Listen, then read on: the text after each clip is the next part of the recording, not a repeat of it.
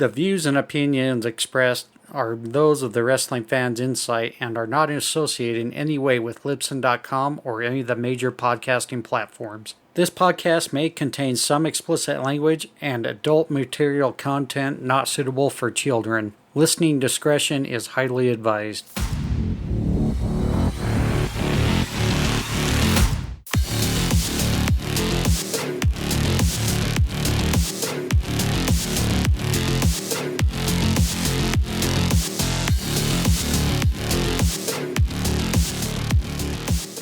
Hello, everyone. Welcome to episode 24 of the Wrestling Fans Insight. I'm your host, John Hoppy, along with my co-host, William. Hello. How's things going this week? Busy as always. Yep. It's definitely been a kind of a different week for wrestling, would you say? I'm not really sure how I feel about how this week went. It was ups and downs. Yeah, I would say it was more of a thumbs in the middle type of a week for being a wrestling fan, at least on our standpoint. Heather, how are you doing today? I'm doing good. And I guess I should have introduced that as our special co-host, Heather. Yeah, I'm doing good. I got to get caught up on everything. So, and I actually watched NXT. So yeah. Wow. Was that kind of like breaking the barrier for you? Yeah, because I've been watching a little bit of it here and there, but I went back. I watched it on Tuesday, but I really didn't get to like totally pay attention to it. So I went back and watched it last night, so I could give it my full attention. So yeah, and I enjoyed some aspects of it. So I'm going to go start watching it. Awesome. Carolina, how are you doing today? I am doing great. How are you today? Well, I would almost say peachy, but I'm not one of those guys that's going to sugarcoat it. It's been a challenging weekend, but nonetheless, we're still going to try to end the week on a good note. We're going to have lots of fun on this episode, and I hope everybody else is ready to have some fun themselves. Oh, I'm ready. I'm your girl. I'm always ready to have some fun. And don't you worry, I got my own top 10 list. Yes, I know everyone is, waiting anxiously for my top 10. So, well, I was a little worried because earlier in the week you said top 25, and I'm like, oh shit. I know, but I just had to, not everybody can make my list. I had to trim it down, kind of like Santa Claus. Not everybody was nice, so yeah. Well, I hope you double checked it too. Yeah, something like that. Is there going to be some ho-ho-hos in there too? Oh, I don't. I shared with Heather, and Heather, she was like, "Oh, okay." So, not the names. Okay. Okay. So yeah, enough about me though. Let's get this going because that's what the people are here for. All right. Not to hear me. All right, we're going to get right to it. I mentioned before the recording, we're going to mention it just one more time. So we're going to do a little bit of the change of the format. We're going to try to keep each segment to 30, 35 minutes at most. I am going to set a timer, so we're kind of keeping in track and keeping the podcast within pretty much what the average podcast goes in time. So we haven't quite started the countdown yet, but we're going to go right into it right now. We're going to go ahead and start off with WWE's Monday Night Raw. To start off with the match results, in the second round, the semifinals for the WWE Women's Tag Team Championship Tournament, the team of Dakota Kai and Io Sky defeat the team of Alexa Bliss and Asuka. We had Finn Balor in the second match get the victory over Dolph Ziggler, and Chad Gable in match number 3 apparently does I guess you can call it the Alpha Academy Open Challenge, where anybody was willing to come out, and that was answered by the guy who got the victory over Chad Gable, Kevin Owens. In match number 4, which was set up earlier in the program through promos, Bayley gets the victory over Aaliyah. Match number 5, it was a tag team contest that went to pretty much a no decision between guess we just call him Ciampa now. Ciampa and The Miz were taking on Bobby Lashley and AJ Styles. And the main event for the night, we saw Edge getting the win in his hometown against Damian Priest. Pretty interesting night. I would say probably the best match for sure was definitely Damian and Edge. Watching Edge give Damian the nod, how'd you feel about that one? I honestly, the hometown hero thing kind of killed it for me. I mean, it went exactly as I expected it to go. Well, yeah. I mean, are you just saying just because Edge got the victory over the Damian Priest, who should be the upcoming talent? Yeah. Yeah, I can understand that. But now the feud is getting more interesting, as we saw post-match. Judgment Day was taking it to Edge, and Beth Phoenix comes in from the crowd and fends off Judgment Day by herself, trying to make sure she protects her husband Edge. Oh, yeah. Yeah, I completely, once again, expected that once we saw that Beth Phoenix was there. Yeah. It was definitely... It was good. It was a good match. It was a good match. I guess maybe we just have different takes on that one. But there was quite a few surprises on Monday Night Raw. I mean, it started off with Rollins and Riddle brawling in the backstage. Trish Stratus making it sound like maybe she wants to come back. I think that would be a good thing, I mean, I'm sure the single guys would really appreciate it right now, unfortunately. But she is a good wrestler overall. I thought the WWE Women's Tag Team match between the four women was really killer match. All four women seemed to match up really well. It was given a decent amount of time to tell the story. However, we're going to be seeing those two teams in a 6-women tag match coming up at the Clash at the Castle, with both Bayley and Bianca Belair being to their respective pairs.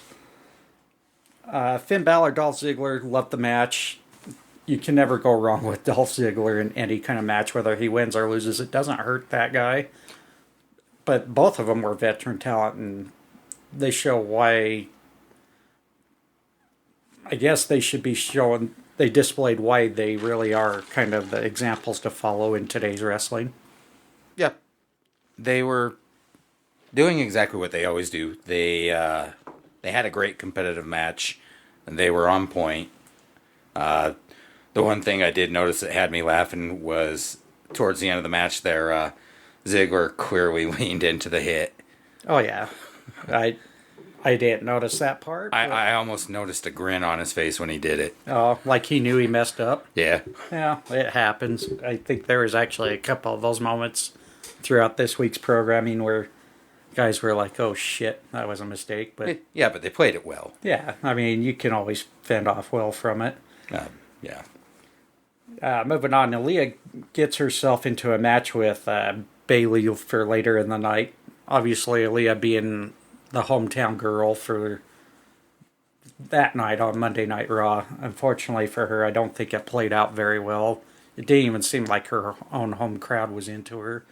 But that could be me too, because I've always said if you attend a live event, even a TV event, sometimes when you go back to watch it, the crowd when you attended live is nothing like what you hear on TV. Sometimes the TV just gets a little too edited when it comes to that type of a production. Yeah, and I kind of want to throw it out there for Aaliyah because she is doing better week by week. Yeah, I think she definitely will get better as she wrestles more. I don't think she had enough time on NXT to really develop her skills a little bit better. No. Unfortunately, that's kind of the fault on creative, moving her up to main roster just a little bit too early. I know she's been with NXT for years, but clearly it showed when she first started she wasn't quite to that level yet. Moving on to the Alpha Academy Open Challenge, Kevin Owens comes out. Obviously, he's the hometown hero. The crowd went nuts for the guy, and I don't know, it was a different atmosphere when you see Kevin Owens comes out and takes charge of the match and just totally dominates his opponent. I love seeing the prize fighter version of Kevin Owens. Yeah, it's good to see that back, but we've always been fans of Kevin Owens. He goes out there and he does such a great job telling the story. Well, and he's an ass kicker too, so I mean, you can't go wrong with that. We find out just shortly after there's a little bit of a change to the women's tag team tournament. It was announced that Gigi Dolan suffered an injury, and Toxic Attraction is now out of the tournament, where they just advanced the week before, unfortunately. If it is a legitimate injury, hope she gets better and heals fast.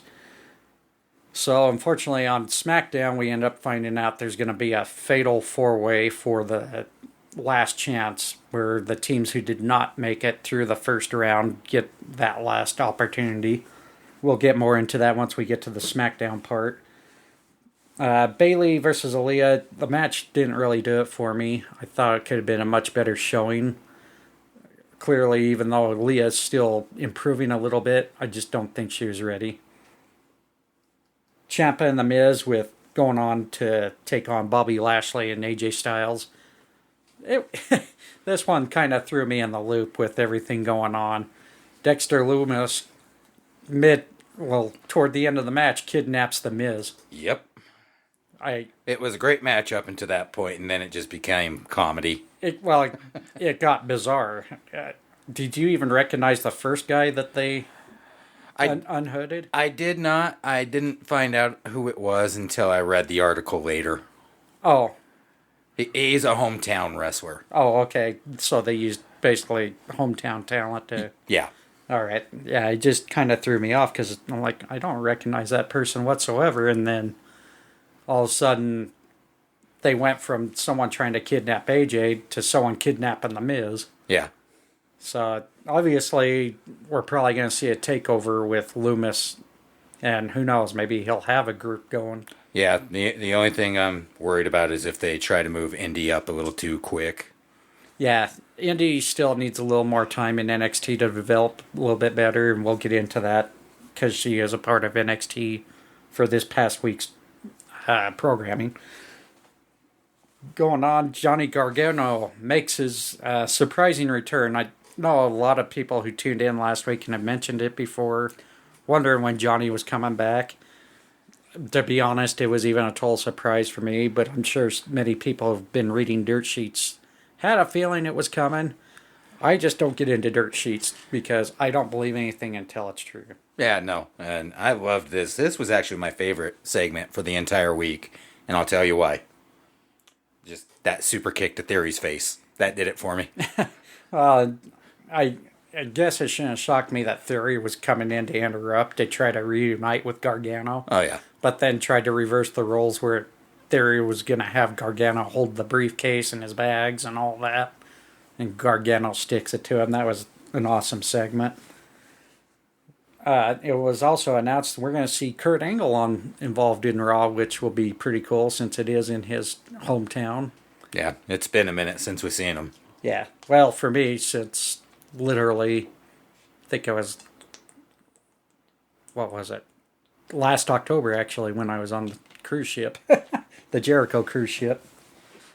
Then we just go right into the main event for Damian Priest coming up short against Edge. I think I may have mistaken said Damian Priest got the win over Edge, but no, it was Edge got the victory over him. But it was a good match. But the shenanigans that happened afterwards with everyone attacking Edge, I guess we should have saw that coming. Especially with Beth Phoenix being in the crowd. Somebody knew there had been some involvement going on. And we saw it. She fended off Judgment Day, which was pretty cool. But who's going to be their third? Probably Rey Mysterio. I don't know. I think they ought to just throw a surprise in there. Yeah, that would be interesting. I heard lots of different theories, one especially on the Hill Truth that's hosted by @HillbillyHill. He just recently did a podcast episode with @YellowShoeGuy, where they were actually just talking about this whole angle with the Mysterios, Judgment Day, Edge. Lots of different interesting possibilities right there if you tune in right toward the end of that podcast. We're going to go right into NXT 2.0. Gallus ends up getting a count-out victory over Briggs and Jensen. It was for the NXT UK Championship, but titles don't change hand on a count-out. Cameron Grimes gets the victory over Javier Bernal. Blair Davenport defeats Indy Hartwell. Poor Indy. Then we have the Dyad getting the victory over Cruz del Toro and I forget his. I always space his name. Basically, Legado del Fantasma. That just drives me nuts. Oh, Joaquin Wilde. That's what it is. My apologies. Tyler Bate gets actually a pretty impressive victory over Von Wagner. And in the main event, which was a little, I don't know if it was a little much. It had its good moments. But in the lights out match, Wendy Chu defeats Tiffany Stratton. The show opens up with Braun Breaker and Tyler Bate pretty much setting up a title for title match unification at NXT Worlds Collide. Not much to add to the Gallus and Briggs and Jensen match. I was a little frustrated with the involvement of both Pretty Deadly, well, all three, Pretty Deadly, Lash Legend, basically interrupted the match, but Diamond Mine came in after the match. At least they waited until it was done. They make their attack all over Gallus for the week before. Then we see Charlie Dempsey. If anybody has not done research yet, that is William Regal's son, who makes his NXT debut with Andre Chase University. Grayson Waller does his first ever Grayson Waller Effect segment with Apollo Crews and pretty much ends up starting their feud between the two. Grayson Waller just doing his best to antagonize the hell out of the NXT veteran. Yeah, and he's real good at being annoying. He's basically like the NXT version of MJF. Yeah. Maybe not quite as a... Well, no, he's that obnoxious. He's that big of a dickhead. We'll give him that. But we saw that segment end with Apollo Crews knocking Grayson Waller on his ass. Awesome. Pretty Deadly Gallus have a little bit of a disagreement in the backstage. Von Wagner promotes his match with Tyler Bate. Cameron Grimes and Javier Bernal. I thought Cameron Grimes looked really well this match. No, he did good. To me, this was like a very perfect match between the two. The only thing that I wasn't super happy with is the fact that it was somewhat of a squash match. I mean, this was his debut. Well, yeah, Javier Bernal didn't really have much for offense. No. There was very little, but we saw that mainly because I'm sure Schism was right there watching on as I go through puberty again. Damn voice. Yeah, I lost my train of thought. But we saw the Schism right there at the top of the podium trying to play a little more mind games with Cameron Grimes, which it did not work, and it made Cameron a little more focused. Blair Davenport makes her NXT wrestling debut against Indy Hartwell. That was a killer match by Davenport. Yeah, it was a killer match by both. Indy Hartwell did a lot better than she's been doing the past few weeks. But Blair Davenport was definitely impressive too. Yeah, and then after the match, we see Blair Davenport pretty much, calling out Mandy Rose because with NXT UK pretty much coming to an end, Blair Davenport was the number one contender for the NXT UK Women's Championship. So you might as well just call out the number one at the NXT 2.0 level. Mandy Rose comes out, claims she's the most dominant champion and put respect on her name, but then we get another surprise. Miko Satomura. Let me try that again. Miko Satomura, the NXT UK Women's Champion, comes out, and for anyone who does not know much about her, I really recommend going back and watching a lot of her stuff from the other promotions she's wrestled in. This gal is a legend in the professional wrestling business. And Satomura basically says, hey, let's make this a triple threat thanks to Blair Davenport making her case that she was number one and was expecting pretty much a championship opportunity. And we saw that at the end of the night. All three women are going to have a triple threat match at NXT Worlds Collide. So there will be one champion between the NXT Women's Champion and the NXT UK Women's Champion. Then we see Tony D'Angelo's family in the back. Tony pretty much laying down the law to Elektra Lopez, Joaquin Wilde, and Cruz del Toro. We see Wesley with Caden Carter and Katana Chance, just more mumbling nonsense.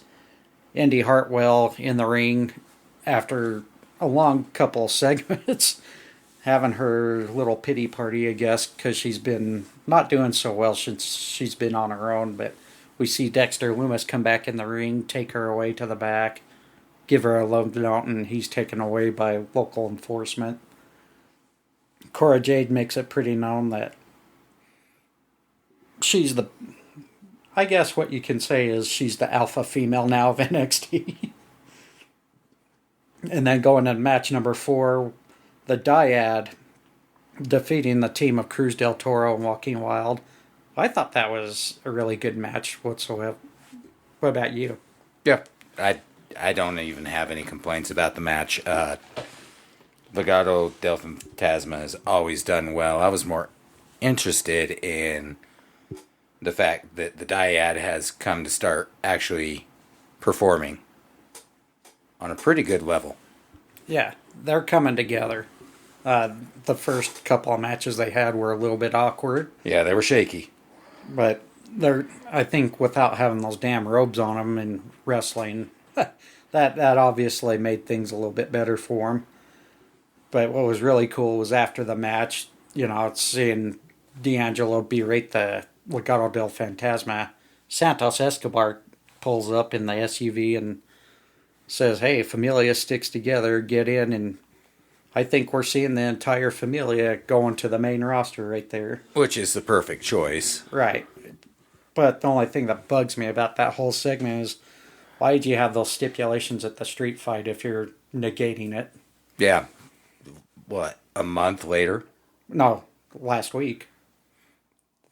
Heatwave was last week when they had the street fight. Yeah. Yeah.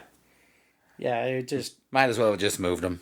Yeah, it should have just had different stipulations, or just say, look, one faction goes, the other stays, all that crap. Anyways, we go into match number 5. Tyler Bate defeats Von Wagner in what was a pretty good match. Little guy versus, let's just call it for what it was. Definitely a David versus Goliath match. Little guy against big guy.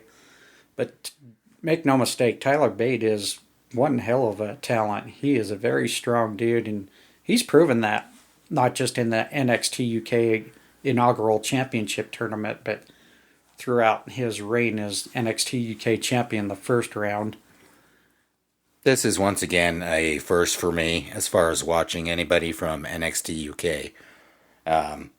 As far as Bate goes, I absolutely loved everything I saw with his technical wrestling and his abilities. Yeah. And then moving on, we had the Diamond Mine and Briggs and Jensen having their little scuffle about the NXT UK tag teams coming in and invading. Eventually, we probably see those two teams collide with each other, and we'll see a unification between the two tag team championships, I'm sure. And then in the main event, the lights out match, Wendy Chu defeating that very annoying Tiffany Stratton. I tell you, that was, I see you laughing your ass off over there, but go ahead, what's your thoughts? I mean, it was a good match. It really was. It's just, Wendy Chu comes out, and finally she takes that stupid onesie off, and we get more pajama-like crap. Yeah. But as far as the match goes, Stratton did a great job. Chu did a good job. The one thing I did take notice is the crowd really got into it, especially when Tiffany Stratton was taking those hits, going through the bed. Yeah. Yeah, well, how about the Legos? Yeah, those things freaking hurt. Anybody who's ever dealt with them, Yeah. You know what it feels like. Well, she sits there, whacks Tiffany Stratton with a pillow bag full of Legos. Yeah. But unfortunately, as she dumps them out, it backfires on her as Tiffany basically slammed Chu right on those things. Yeah, that's about the worst weapon you could possibly actually introduce into the ring. I'm sorry. Hands down, Legos win. Overtax? Yes. Yeah. They just... But anyhow... Heather, what do you think of NXT 2.0 overall? I really enjoyed it, but apparently when I went back and watched it, it left out some of the matches that y'all were talking about. Uh-oh. I don't. Yeah. For some reason on the replay, it left out the first two matches y'all were talking about because it started off with. Let me see where it started off because I wrote it down. I don't know why it did that because on the replay of Raw, it left off Dolph Ziggler's match. Oh wow, Yeah, that's interesting. yeah, because it started off with Grayson Waller effect is what it started off with. It didn't even show the two matches that y'all were talking about. That's really interesting there. It started off with they're coming out with the belts with Braun Breaker and Tyler Bate, and then it started off with the Grayson Waller effect. Did not show the first two matches at all. Oh man. Yeah, I was like, so I didn't even know what y'all was talking about. Now, what kind of crap is that? You're sitting here like Will and John. What are you guys on? Yeah, I was like, what matches are they talking about? Oh dear. What service are you subscribed with? It's on Hulu, and when I did read the replay, and it didn't even show those two matches, and just like with Raw, it left out the Dolph Ziggler match. I'm like, what the hell is going on? Oh, interesting. I've had those issues with DirecTV, but not Hulu. Yeah, see, Yeah, I use Sling and I get everything on the replay there. That's interesting. yeah, it did. That's what it did to me. All right. Well, we'll try to make sure you get involved in something here that you were able to watch. Well, I mean, I really enjoyed the match with and I can't believe I'm saying this, but the Wendy Chu and Tiffany Stratton match, I really enjoyed that. I was like, because especially when Tiffany Stratton was getting hit like she was, and the Legos, yeah, I really enjoyed that. I thought that was cool because them Legos, they really do hurt. Yes. Yeah, if you've ever stepped on one or landed on one. Yeah, I have. Them things hurt like a son of a bitch. I'll say that. Yeah. All right. Well. But yeah, I enjoyed that, and then I did enjoy the Dyad match, and also the Tyler Bate match. I really enjoyed that one. Yeah, Tyler Bate. He's a really special talent that. For as young as he is, I believe he won the NXT UK Championship when he was 19 years old. So I believe that makes him pretty much one of the youngest top champions in any promotion, if I recall. I'm sure someone might correct me on that later on once we get to the other listener segment. Hey, we're going to go ahead and go right into SmackDown. There really wasn't a whole lot to me. This was another disappointing show. But let's get right to it. Ricochet gets the victory over Happy Corbin again. In the last chance fatal 4-way, which this match had no logistical sense defining fatal 4-way. The team of Natalya and Sonya Deville defeats the team of Shotzi and Xia Li, Dana Brooke and Tamina, and Doudrop and Nikki Almost Superhero. And then in match number 3, it's the semifinal where the winners, Natalya and Sonya Deville, come up short against the team of Raquel Rodriguez and Aaliyah. They move on to the finals against Dakota Kai and Io Sky on Monday Night Raw, I believe, for the Women's Tag Team Championship. Then the main event of the night, Drew McIntyre defeats Sami Zayn, but unfortunate aftermath for Drew. And let's just go ahead and break it down. Ricochet, Corbin, another great match. Corbin seemed a little more focused, but he kept pandering to the crowd, and it costed him big time. Yeah, it was kind of weird because he didn't focus much on Pat McAfee as much this time. That was probably the best part right there. But this was kind of an odd win. I was not expecting Ricochet to topple Corbin. No, I was expecting him an even odd 1-1 after this one. But yeah, I just love the fact, though, that after the match, Pat McAfee took the telestrator and kept mocking the hell out of Corbin.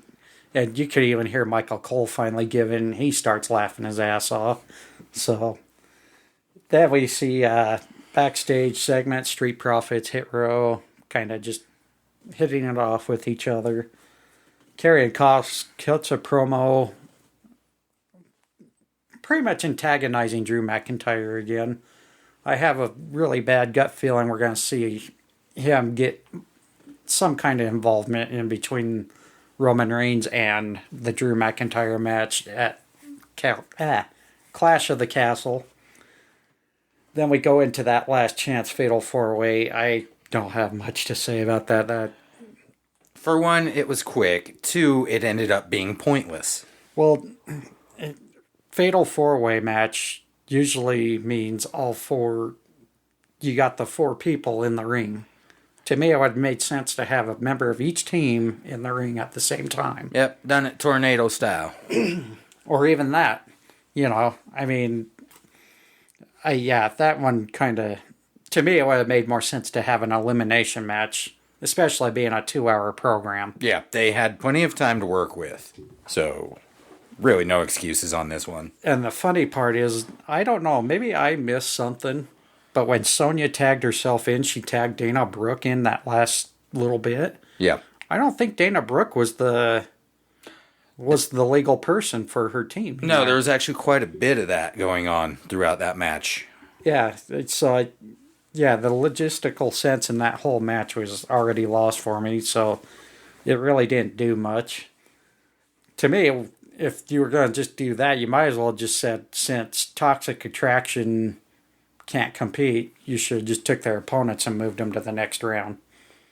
Yeah. That, or just make it an elimination match. Yeah, which is why I had such heartburn with that next match. Yeah, it was a little frustrating. But we're going to move on. Sheamus, Gunther pretty much have a stare off, holding their little minions back from beating the shit out of each other. Sami Zayn pretty much getting manipulated again by the Bloodline in Roman Reigns' locker room.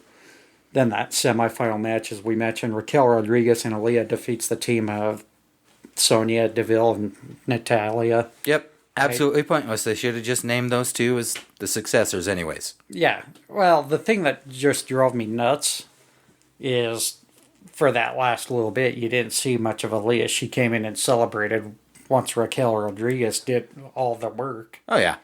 I mean, I don't know. After that match, we see a little segment with the Maximum male models, and they got distracted apparently by Hit Row's music, which was being played, unfortunately, which they didn't know, by the Street Profits. I guess you can say touring bus, touring motorhome, whatever you want to say that big behemoth was. So Maximum Male Models took it upon themselves to enlist Los Lotharios to spray paint Street Profits bus until they found out it wasn't Hit Row Street bus. And then they clear away once Hit Row told them that wasn't our bus, and Street Profits come out and everybody scattered like cockroaches. Then we see another segment, New Day, Viking Raiders, same old shit. Then in the main event, Drew McIntyre gets the win over Sami Zayn, which Sami Zayn took Sami Zayn took the beating from Drew, but it was set up that way on purpose, obviously. Unfortunate for Drew, he took the beating after the match as Roman Reigns, the Usos, and Sami Zayn all teamed up against him and pretty much left him a pretty battered and bruised mess. If any of you saw the aftermath pictures online, Drew's back is pretty bruised up there and lacerated. SmackDown, again, didn't really do it for me. It was a kind of a bummer program. You would agree, I guess? Yeah, I really don't have much for SmackDown. I don't know why I spent 2 hours on that. Yeah, well, luckily, my DVR space that records for over the air didn't record it. So I went back and watched it on Hulu, and yeah, it just was a little frustrating. What's your thoughts on that, Heather? Yeah, I really didn't like it either because the whole thing when Sonya Deville and Natalia won, and then the whole thing and the Raquel, I thought Raquel and Aaliyah should have been involved anyway, like with the fatal four-way. That was so stupid, I really didn't like it. And then of course Drew getting beat up at the end, which we knew that was coming anyway. and like I've seen the online pictures of his back, and that was terrible. But like, and Sammy with his whole thing with Roman and the Usos, that was just so funny because Roman and Jay just broke out laughing. They broke character because Sammy was acting a fool. But that was about it. Yeah, and that's something you thought you would expect from Vince McMahon, because every once in a while he likes to find ways to get the guys who play their characters so well and try to get them to break character. You tried to do that to Undertaker, and the funny thing was Undertaker came close, but he managed to get to the back before it happened. But yeah, Sammy, he did really good job at getting Roman laughing, and you see Jay in the back trying to cover his mouth, trying to show that he's not laughing. It was just good to see kind of that segment every once in a while. Yeah. Because, he did a good job to get them to break because his little dancing that he was doing, I thought that was funny. Alrighty. Well, Carolina, my enforcer, are you ready? I'm here. Okay. So I'm here. I'm enforcing. Okay. All right. I'm enforcing. We're going to give anybody who wants to participate, go ahead and give them the mic. We're going to give you about 15 minutes to get your comments, questions, any insight out there. Yeah, and let's go. Okay. Well, I gave the mic to our usual, Commander Jay, hello, Jason, and give one to James if he'd like. But if you'd like to speak, please, raise your hands. We'd appreciate it. Zach, I don't even know anything about you, so right now we're just going to, you're not familiar to us, so just sit tight. And so if anybody has a question, Jason, speak up. I want to wait until he reviews AEW. Or do you just want to split this up with AEW and WWE? No, we're just covering WWE right now. Okay, because I really don't have any questions or anything for the WWE side. So I'm kind of good for right now. All right, sounds good. Jay, what about you? No questions as of right now. I'll just wait until the AEW thing too. Okay, well, it's been a great show so far. So back at it, I guess. Well, that was kind of interesting. I'm guessing AEW was the winner this week for everyone, the way it's sounding. Well, you got to give the people what they want. Whoa! That's AEW side there. Well, can I say something about Raw? Go for it. Okay, I enjoyed the match between Edge and Damian Priest. I know it was expected that Edge would win, because he's the hometown hero or whatever.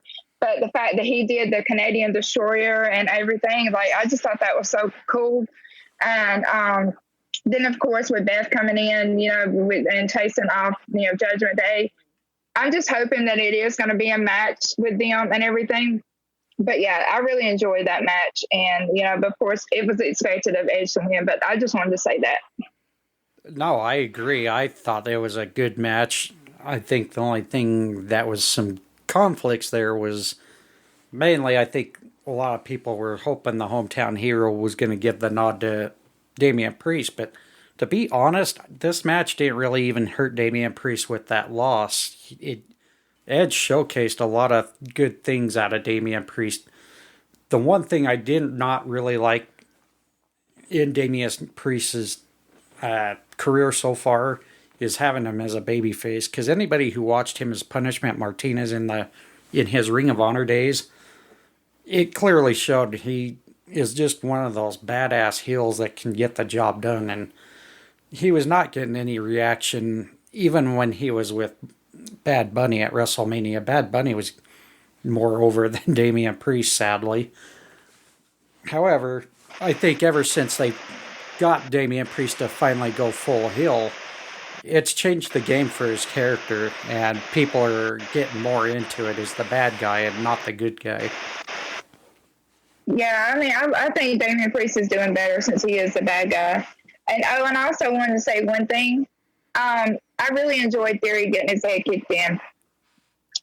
I think everybody did. I, there was a, what was the episode? Wrestling with the Truth, their podcast, they actually just recently did an episode of Are There Any True Heels Out There? And I made the point of pointing out, hey, you you missed Grayson Waller. I think they talked a little bit of Theory. They weren't quite sure on him. I think Theory is going to be pretty much a good prospect of carrying the heel traditions. I would definitely say Damian Priest, if as long as they keep him the way he's going now, he's going to become a very recognizable heel. But yeah, definitely watching Theory get his butt kicked, that's what everybody hopes for, because he's done such a great job pissing everyone off with his really arrogant attitude, and it's all about him. And I'll tell you, he definitely got the fans going on him big time. Yeah, especially with the whole thing where Vince McMahon was pushing him so hard and stuff. Like, people really did not like that. And then now, like people were talking about, oh, well, he's going to get buried because Vince being gone and all that stuff. I didn't see somebody even accuse me of thinking that, oh, you thought he was going to get buried because Vince is gone. No, I never said that. I don't see him because he is a good talent. He's playing his role like he's supposed to, and he's getting the fans to hate him, and that's his job. And he's doing a very good job at it. And I like him getting his head kicked in. I mean, because I don't like him. So. Well, tell us how you really feel. Don't sugarcoat it or anything. Well, I mean, I'm sorry. Go ahead, Jason. Oh, just like to throw in, I had no worries about Austin Theory. He was a Triple H project before he was brought up to the main roster and before the whole Vince angle kicked in. So I'm quite confident Austin Theory. He's going to be somebody to watch moving forward. No, I agree. I've said it many times. Austin Theory, being at 24 years old, wrestles at the level of what you've seen a lot of your main event guys become, like John Cena, Randy Orton. I think if he keeps going the way he is, he's definitely going to be one of those guys you can say will eventually be at the end of his career, and when it's all said and done, he will be a first ballot Hall of Famer. And it's gotten so quiet. Does anybody else have anything? I just would like to point out that Heather, she's all about people getting their heads bashed in. Last week it was Roman Reigns. This week I don't want to say that Heather's violent, but damn, that girl, she loves her some violence. Well, that's all. Well, Sergeant Slaughter just had his birthday this week, and she's already pointing him to my direction. I know. Cobra clutching. I know. She's all about violence. Better watch out for Heather. Damn, that girl. Woo. Better get away before your head gets bashed. I'm just saying. I'm sitting here behaving like a good boy, and I got some heat with her apparently. I guess so. I mean, you better take a look in the mirror at your head, because you know what? By the time Sergeant Slaughter's done, it ain't gonna look the same. I'm just saying. I think I will spend all next week doing some reflection on myself. Of course, there she goes again with that whole Sergeant Slaughter deal. What is with this right now? I know. You know what, Sergeant Slaughter? He's a part of the Heather fan club. You better watch out. I still have yet to hear from the guy after what I told him. Jay, you know what? You're probably next in line to get your head bashed in. I'm just saying. Well, I told him happy birthday at midnight on his birthday, and he told me thank you, and he retweeted and everything. So I think I'm special. So yeah, she's special. Yeah, look at your head. Your head's about to be bashed in. I'm just saying. You better all start sucking up to Heather now. I'm just saying. And she does like M&M's. We're sucking up to Heather now. That's all right. She likes M&M's. So you better, start sucking up before your head gets bashed in. Okay.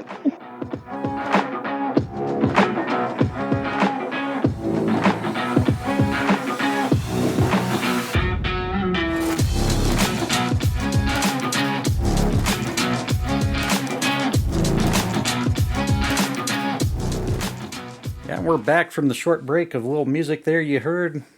We're going to go right into AEW's programming. We'll start off with Dynamite. In the very first match, Jay Lethal gets the victory over Dax Harwood. Colton Gunn taking over his father now, getting the victory over Billy Gunn. Dr. Britt Baker, DMD, defeats Kylan King for the AEW Undisputed World Championship. Jon Moxley defeats CM Punk. And in the main event, the AEW Trios Tournament semifinal, United Empire's Will Ospreay and Aussie Open defeats the team of Death Triangle. A little bit of an interesting program there. I kind of felt like the booking should be getting better, but it's starting to, as you've been saying lately, some of it turns, what is it, stagnant, you say? Yeah. It's kind of getting that way because I'm starting to see a lot of the gripes we had with before Hunter took place and took his place back in WWE. We're seeing a lot of the storylines recycle, and we'll get right to it right now. The first part, the segment with Chris Jericho, Daniel Garcia having conflicts because, Garcia felt conflicted that Jericho ruined his moment when he wrestled his hero and finally got the respect from his hero. And Jericho, of course, trying to manipulate him, tell him, no, you're a sports entertainer, not a pro wrestler. Bryan Danielson comes to the ring and, of course, muddies the water. And it ends up being where Daniel Garcia pushes off Jericho again and leaves the ring because he's very conflicted. This ends up setting up a little spackle between Bryan Danielson, I keep doing that again, and Chris Jericho. They agreed they're going to have a match at AEW's All Event next week. And, of course, get that one little upmanship from Chris Jericho. Jake Hager comes in from the behind and attacks the hell out of Bryan Danielson. To me, that just kind of seems like typical heel getting the ups. It just seems like we're always going to see some type of... what's the word I'm looking for? I don't know. I got my own words for it. Yeah, to me, it just seems like it's getting really lame with the same old shit, basically. What you were pointing out with me using the term stagnant, the other term that I've used to describe these just same played over stories is regurgitation of the same old crap. Yeah, it's just getting old. It's time to maybe change things up a bit. The segment didn't do very well for me at first, other than the cool moment of Daniel Garcia, kind of stepping up to the plate against his other mentor. Yeah. We go into what was pretty decent match between Jay Lethal and Dax Harwood. Dax and Cash Wheeler both shown that they can compete on the singles level. Jay Lethal, everybody already knows how great of a talent he is. Unfortunately, the match just didn't really do it for me. No, I define it as just kind of a classic match, and obviously the trunk grab victory really turned me off from the ending. Yeah, Jay Lethal has got a character that doesn't really need to resort to that type of a tactic. I understand he'll move, but yeah, it's kind of disheartening. Then we go into Thunder Rosa announcing she's not able to compete at All Out due to an actual legitimate back injury. Found out later she's got some bulging disc going on and she's not going to be medically cleared for a little bit until that injury is taken care of. But we're going to have a fatal four-way style match for the AEW Women's Interim Championship between Dr. Britt Baker, DMD, Jamie Hayter, Toni Storm, and former AEW Women's Champion Hikaru Shida. That one will hopefully deliver. I'm kind of predicting Britt Baker early for this one, but who knows? We could see Toni Storm, who was recently mentioned that she was going to get her heel turn. But with the whole Thunder Rosa now being out of the picture, that creative might change a little bit. We go into the next match. Colton Gunn gets the victory over his father, Billy Gunn. Yeah, I don't have much for it. I wrote blah, low blow match. That's about it. Yeah, I mean, other than, we got the feud continuing between the Acclaimed and Colton and Austin Gunn. Really not much more into it other than Stokely Hathaway's, of course, getting himself involved with the younger guns. Going into another yet promo, Death Triangle and United Empire just promoting their match for later in the night. Dr. Britt Baker, DMD, defeats Kylan Keene, and, back-to-back weeks of showing Kylan Keene, which is awesome. However, I would like to see them further up Kylan Keene. She's a much better talent than being a jobber. Yeah, I wrote this down as an okay match. I was not satisfied with the content of the match. I think that was too quick of a tap out from Kylan King. She's a much better talent than that. And okay, so the one thing I do have to highlight about this match, that's just gonna make the Ohio fans really happy. Was this Cleveland or Cincinnati? You remember? I think it was Cleveland. Okay, so Dr. Britt Baker being from Pittsburgh, we had pretty much Cleveland chanting "Pittsburgh sucks." Yeah. So, Carolina, does that make you happy at all? Oh, heart times 5 million, heart, more hearts.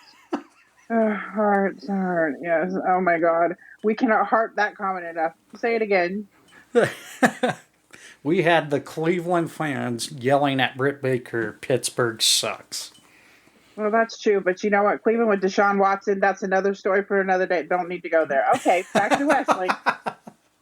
All right. Back to wrestling. All right, back to wrestling. I just figured I'd get you involved in that one.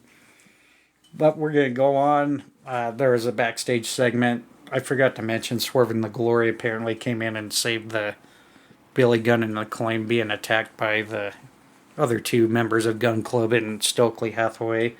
But we see a backstage segment where Swerve and the Glory and Acclaim agree to an AEW Tag Team Championship match at All Out.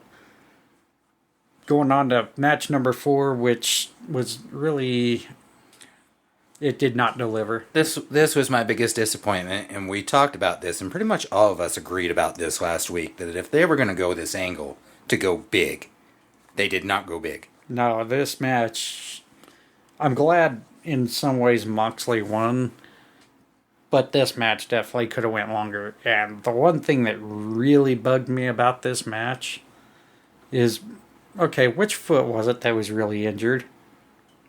Because you see CM Punk kick him, do the roundhouse kick with the one foot, but as he went down, he grabs the foot that he was actually implanted on. Yeah. So, that one kind of... I'm not real sold on the whole storyline injury now, or if it's 100%. Whatever the case, we'll talk about that once we get into more of the listener interaction here. Jon Moxley gets the victory over CM Punk. Christian Cage has a segment where he accepts Jungle Boy's challenge for All Out. Ricky Starks makes a challenge to Powerhouse Hobbs for the All Out pay-per-view event.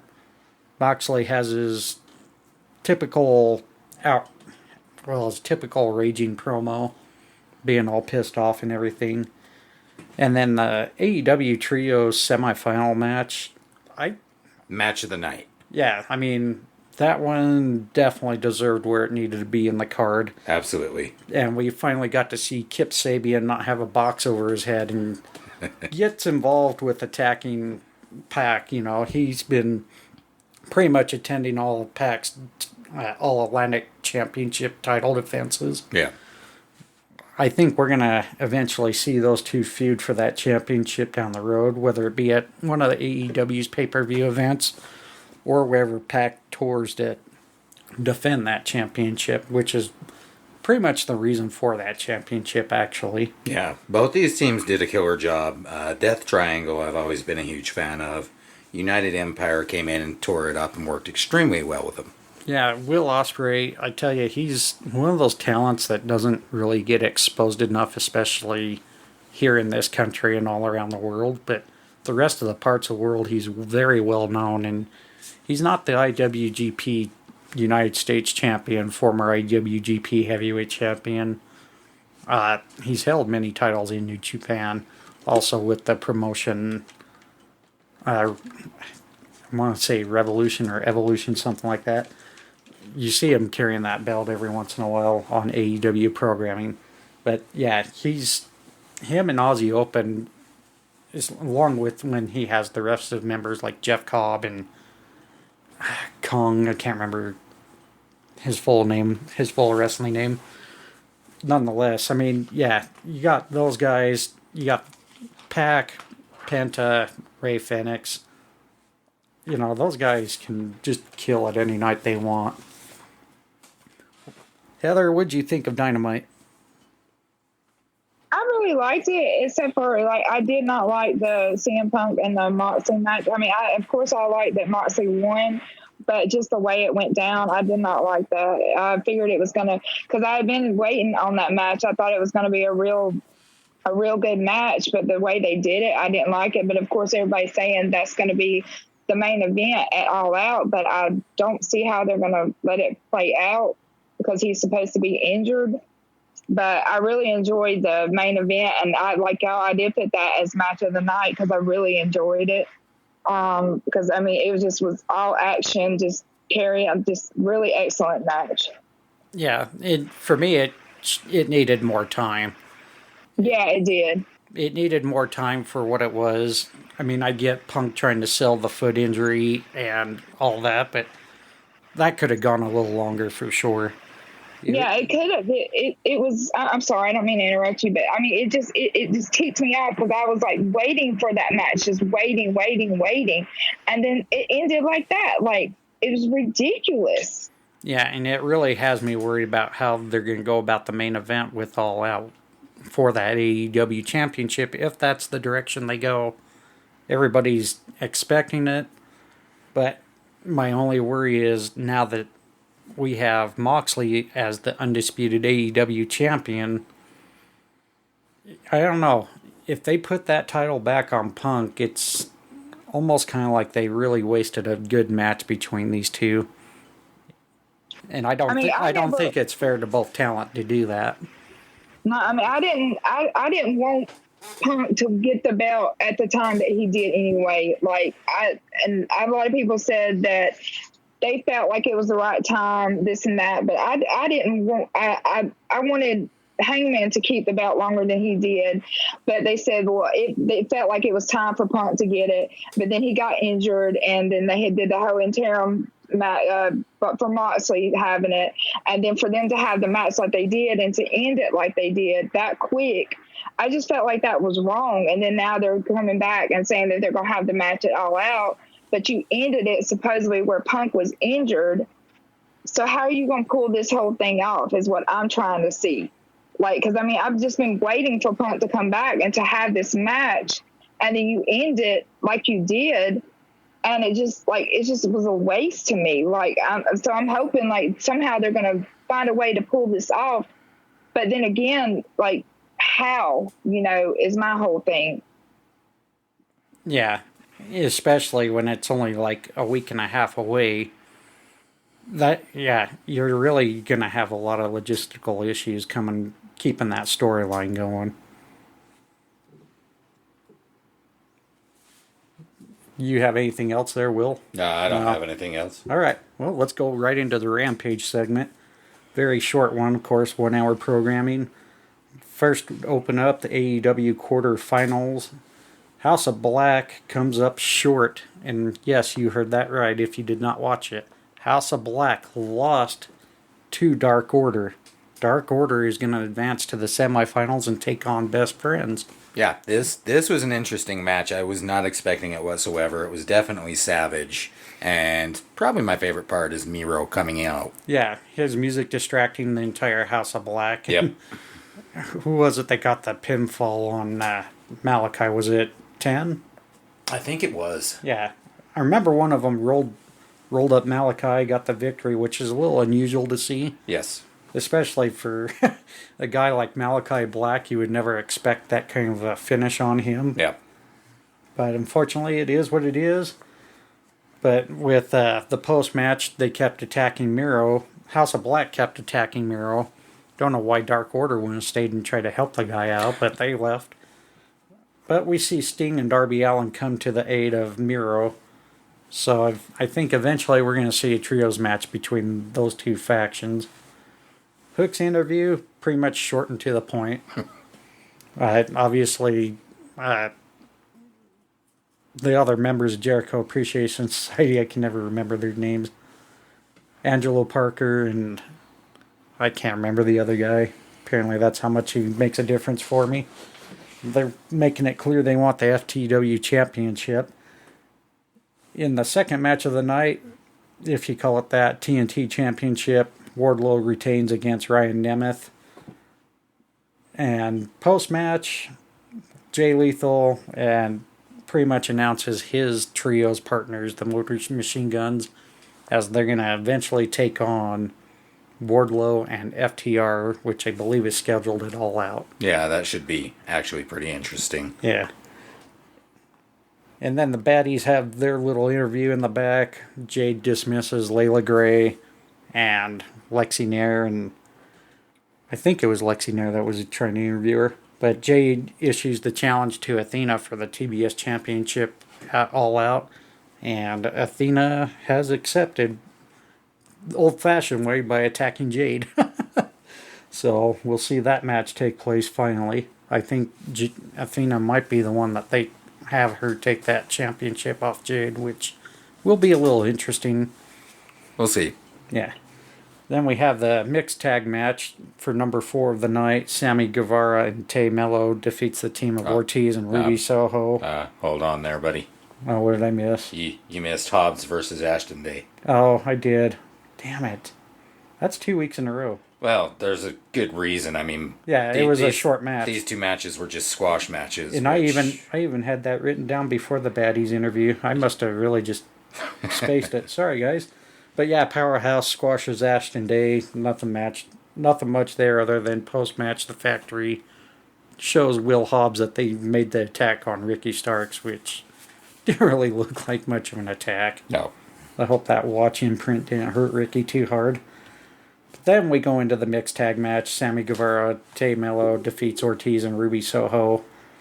I don't know. To me, the match didn't gel well. No, it seemed absolutely conflicted to me, and what I wrote down for this entire programming was just everything seemed so scattered. Yeah, it's like the booking is finally kind of taking a wear on Tony Khan. Yeah. I think now is just the time for Tony to realize, okay, I got my company big enough to where it needs to be. It's time to hire hire a creative team.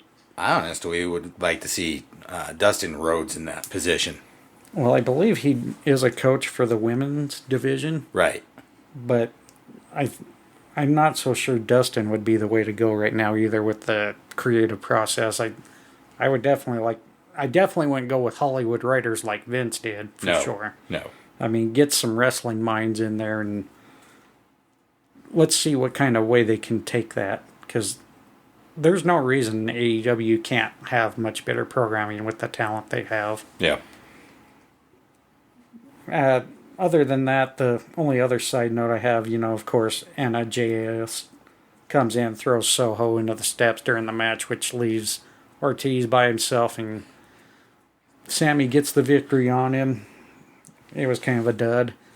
Then match number 5, the main event, which I was really looking forward to, and I'm sorry, it did not live up to my expectations. Claudio Castagnoli retains the Ring of Honor World Championship against Dustin Rhodes. Yeah, he did, and what I noticed about it was a really lame ending. Yeah, I mean, the inadvertent low blow. Yeah. But to me, it just seemed like these guys weren't really into the match either. No. Did that kind of take you away from it too?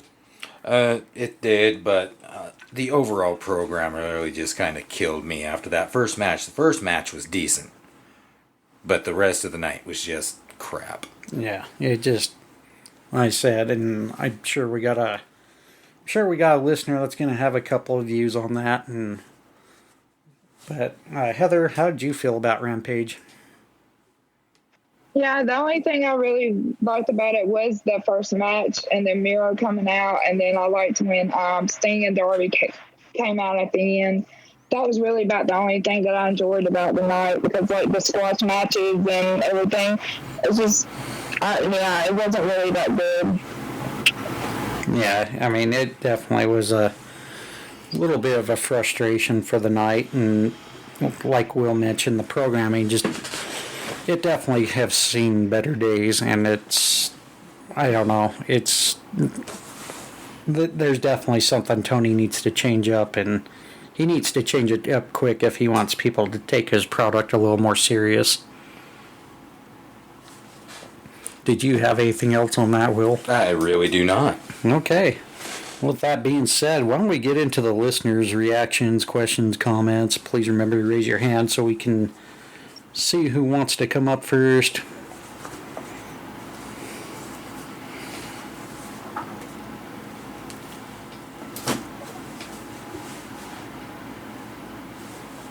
Go ahead, Jason. I mean, I go ahead and get started. I did pretty much pay attention to Rampage. I think I was on Carolyn. We were talking about college football that night, so I didn't really pay too much attention to Rampage. I didn't monitor it. Did nothing jump out at me. But Dynamite, you can see that Tony Khan is in a little bit of a funk as far as booking. I mean, and it's been that way for a while, but I mean, ever since after Forbidden Door, you can even say after Forbidden Door, he's kind of been in a funk with the booking. And tonight, I believe it is starting to show its ugly head right now. But the show wasn't bad. In my opinion, the show wasn't bad. The problem I'm having right now is the direction that this company is going in the future. Now, the only questionable match was Mox versus Punk. I don't have a lot of problems with it like everybody else does, and I'll get to that later on. But I can see where everybody else is disappointed, because they built this up like this was going to be the biggest match in Dynamite history. It was supposed to be the main event, and then during the show, it was going to start the top of the second hour. And then you only get, about 5 minutes? And then Punk's supposed to injure his foot, but it was the wrong foot. It wasn't really the injured foot or whatever. So I can see what people didn't like, where they didn't like that match. Now, but what I did love was Moxley's promo after that. That was awesome. That was really awesome. It was probably one of the highlights of the night. The most disturbing part of Dynamite, because I got a lot of notes about the good and the bad, but I'm not going to even go there. The most disturbing one, Thunder Rosa. First of all, it's the injury bugs of 2022. This is the year of the injury bug for both companies. You know, from Becky Lynch to Chris Statlander, now we got Thunder Rosa. She's going to be out. So I really hope she gets better, you know. And shout out to her. But after that, Britt Baker's promo. And I don't care if she's playing a character or playing it up. It's just classless. It's childish. It's the kind of thing you don't want to see on a. This is the kind of thing that we kind of criticize Vince McMahon for. And now it's on AEW TV. This is not the kind of thing we need to see. We want that I don't even want to hear. Okay, you wrestled your whole championship run with a broken wrist, but having a broken wrist, which I broke my wrist before, and that's not a walk in the park, but a bulging disc in your back, that's serious. That's very serious. That is very serious. And to get up there and to say that just shows that's classless. I don't care for Britt Baker personally no more. I mean, to see a character in my thing right there after that promo, and this is just my personal opinion, because I know everybody speaks high of Britt Baker. She wins that belt. It's a wrap for it. I'm not going to say it's a complete wrap for the AEW's women's division, but why should people care about it? Because because it's clearly obvious that Tony Khan, when it comes to the women in AEW, Tony Khan only cares about two women, Britt Baker, Jade Cargill. It is just obvious. So that right there really, really, really, really, really, really disturbed me.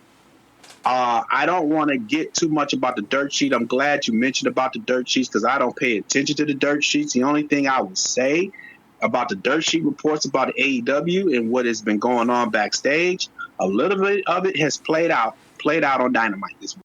You could tell. If it didn't play out last week, if you didn't obviously see it last week, you definitely saw it this week. So I'm gonna land my plane there before I go on and ramble on and on and on about it. But that's all I want to say about Dynamite because despite it being a good show overall, the negatives really stuck out with a sore thumb, and that's why I think AEW kind of sucked this week. Now I'll land my plane right there. All right. Thanks for your input and insight there, Jason. Appreciate it. Does anybody else have anything? Jay, I thought you had something there. Now I thought about it, and I'm just like Dynamite. Honestly, it really doesn't do much good for me right now. If they have their honestly, if they have their creative schedule, like their creative change or something like that, something's got to give with this organization. I'm only going to say your favorites are not trying to be, your favorites should not be on the pedestal as of right now. They shouldn't. There are others in that company that need a fair shot at what they absolutely have fought for. I swear, it's honestly like WWE all over again with Vince McMahon. And I'm not trying to say that right now, but it kills me to even think about it. You're really trying to just pigeonhole everybody just for the sake of one or two people on your roster. There's only so much talent to go around. And if AEW really wants to be on that fast track to getting that million views like they already did right now, they have to start rotating these cast of characters or just pushing others to the side and bringing others in. Look what happened with everybody that actually got injured. You had others that stepped up for a major role, and they absolutely killed it. You have to do it. Unless you really want that slope of that 6,000, 7,000, or 6,000, 5,000 ratio, you have to start caring about other superstars other than the ones you have now that are on TV on a regular basis. Nope, I totally agree. I think the good thing with Triple H and Stephanie now taking command of WWE, hopefully this, with their product now starting to definitely show much improvement than where it was with Vince the last few months. And don't get me wrong when I say this, Tony Khan is a smart man, believe it or not. I actually did get a chance to mingle with him on the cruise ship on Chris Jericho Part 2 cruise. And the guy does have a good sense of wrestling knowledge. I just think maybe with this change with WWE where Hunter is now taking it back to the direction he was wanting it before, this might actually challenge Tony Khan to finally step outside the box and try to do some different things, but he's got to move on it quicker than definitely what Vince McMahon changed when WCW was giving him the little bit of grief there for 83 weeks.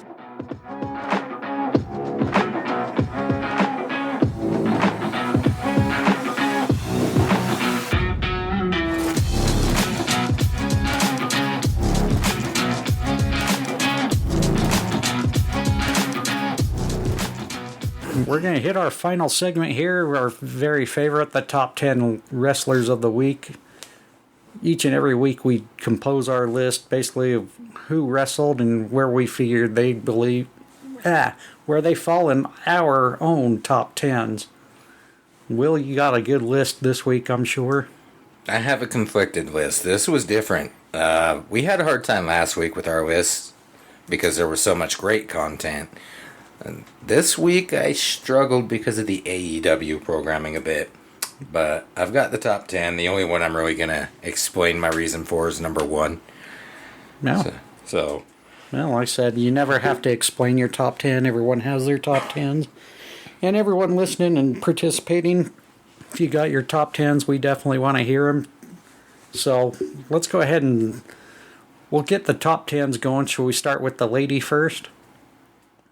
Sure. All right. Heather, who do you got as your number 10? I put Tyler Bate All because I right. really have not ever watched him wrestle, but I like the match, so I just put Tyler Bate. Cool. All right. Will? Yeah, my number 10 is Claudio Castagnoli. Awesome. And at my number 10, just because of the different type of main event match it was, Wendy Chu, NXT 2.0. I thought I definitely probably would have put her a little higher, but like you said, it was kind of conflicting with this week's programming. Yeah, I was actually pretty close to putting her in my list. She didn't quite make it.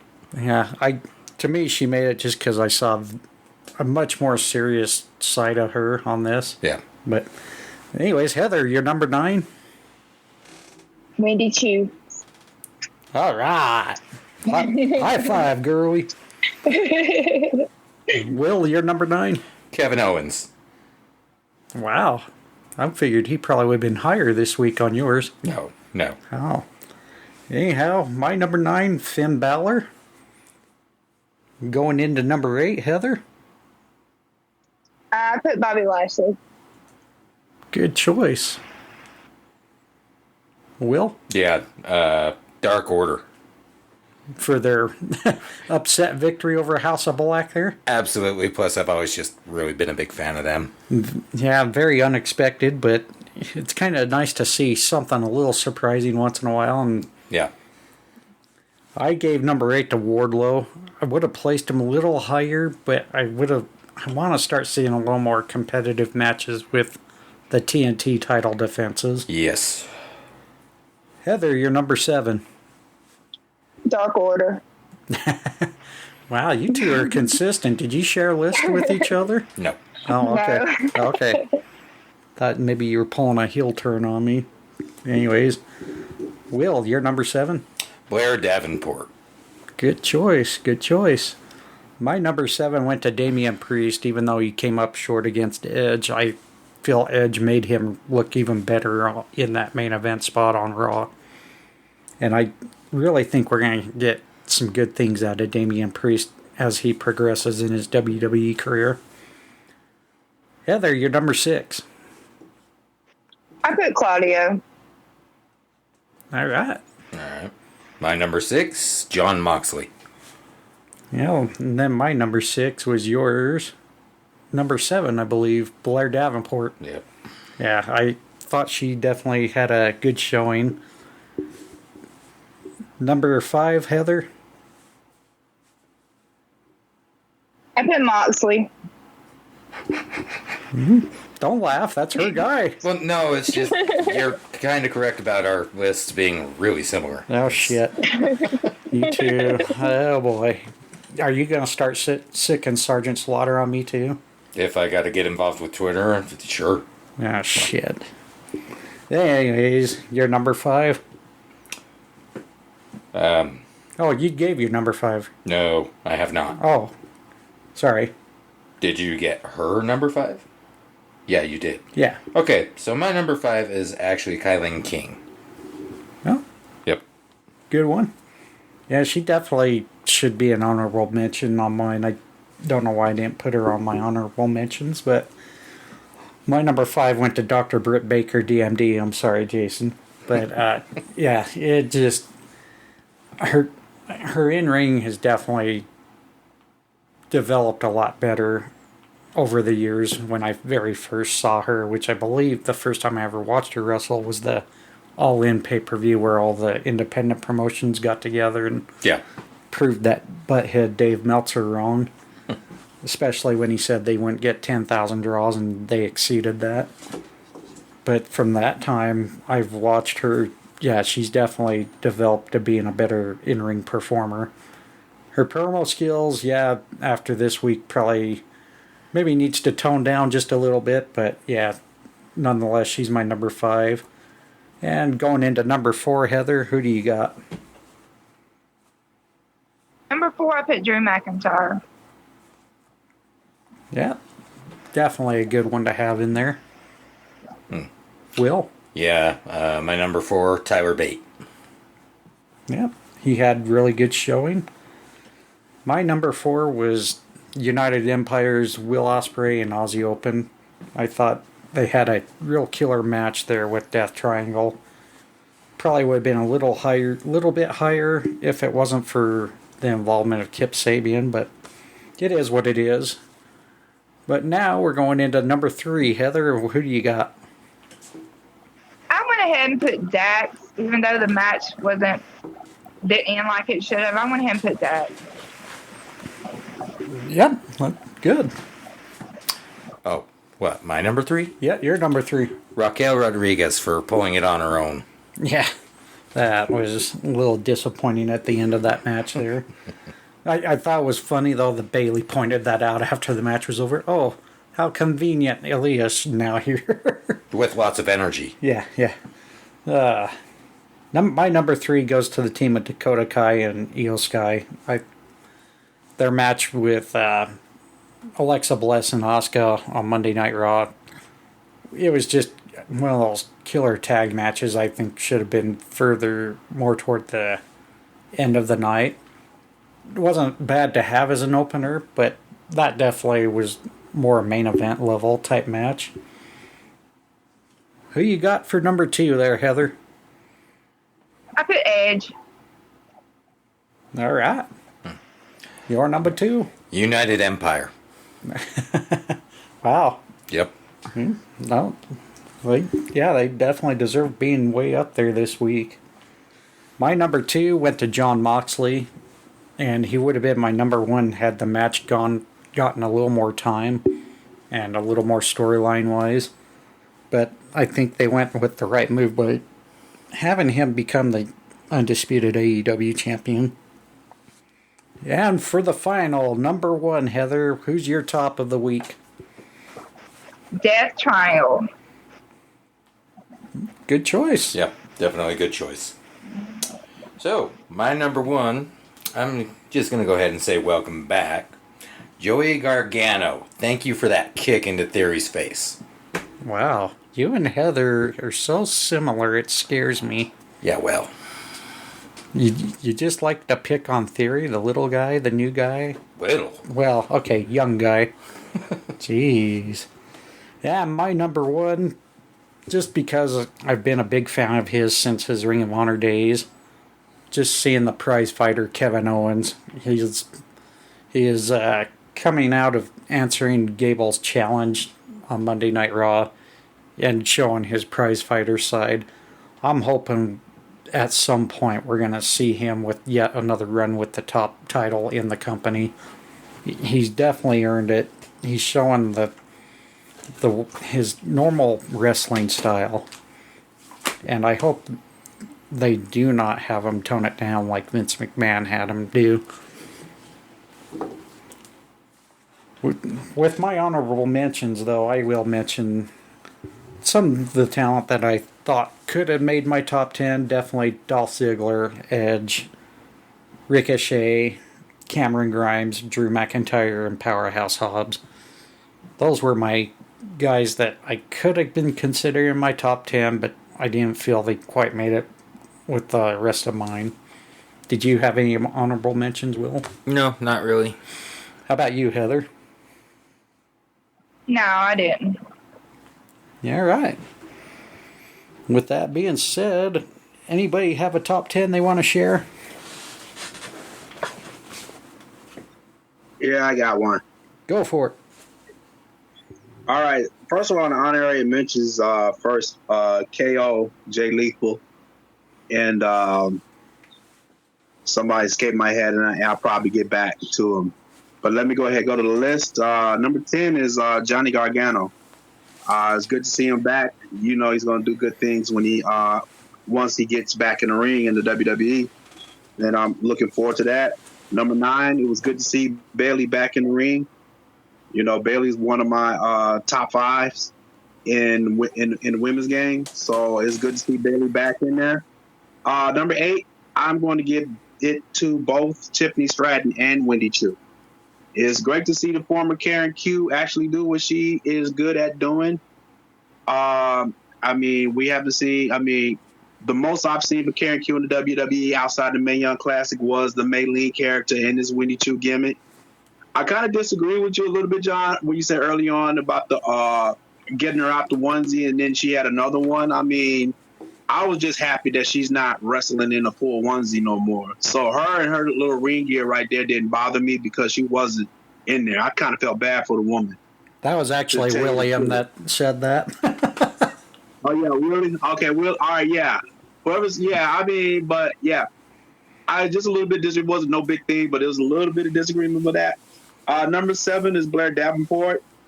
6, I just give it to Sami Zayn because Sami is just entertaining. He's just good TV, period. Whether he's in the ring, promo, segment, Sami is good TV. Number 5 is Dax Harwood. I mean, he's, whether it's tag team or in singles, man, Dax has really been killing it this whole year.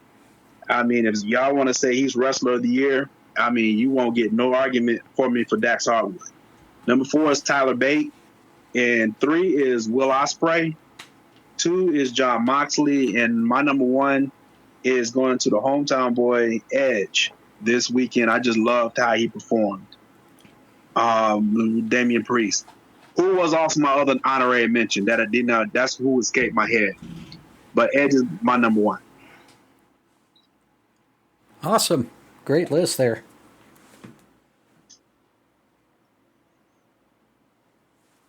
Does anybody else have a top 10 they want to share? Carolina's having technical difficulties. That's why she couldn't talk. Oh, no worries. I get that. We had that trying to start the space today, so... And then she just laughs. All right, well, Chris just left the room. Jay, I'm going to send you one more invite just to possibly see if you want to throw in a top 10. That's a lot of silence we got going there. There we go. Hey, what's up? Hey, Jay, did you have a top 10 you want to share with us? Yeah, I actually did have a top 10 that I want to share with y'all. So my top 10 currently is, you got me at The Miz at number 10. What he's been doing with Tommaso Ciampa and this whole tutelage thing has been awesome. This has been really up and down as of late, but I think it's going somewhere. Then you got number 8 we got Rhea Ripley at number 8. She's been doing an amazing job just being that enforcer for the Judgment Day. She's been antagonizing Rey Mysterio and Dominic Mysterio. Then you got Dominic Mysterio at number 7. He's been doing great as a little punching bag for Rhea Ripley. She's been really egging him on. Just join the Judgment Day, or you're gonna get this beating, then this beating, and then this beating. Okay, we get it. You're gonna give me beatings, but then we got Theory at number 6. He's been just a little bit of a cocky asshole, just saying, "This is why I'm here. It's exactly why I'm here. You got me as the number 1 guy. You got me as the top the top heel. You honestly think I'm gonna just let this opportunity pass me by? Come on now. I got the briefcase and I could do whatever I want with it." And you got Will Ospreay at number 5. I like Will Ospreay. I want to see more of the guy in a more single role. Just a little bit away from United Empire. Then you got Edge, who's doing some dominant work as of late, trying to get back at Judgment Day for all they did to him. You have Dexter Lewis at number 3. The whole stalker mentality, just giving his whole creepy vibe about him. That's awesome. And you have Kevin Owens at number 2.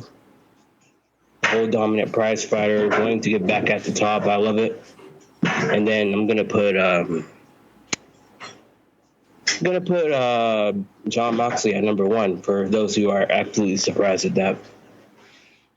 He's been really just that mean streak of his that cannot be duplicated by anybody else in that company. That Rough Rider mentality I just love. And that's my list.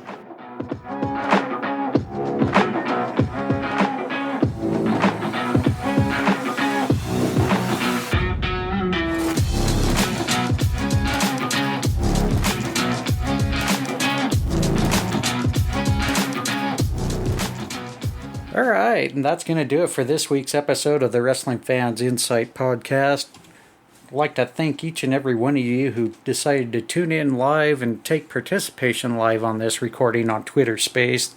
This is episode number 24 as we discuss the weekly programming of WWE and AEW for the week of August 25th through the 26th?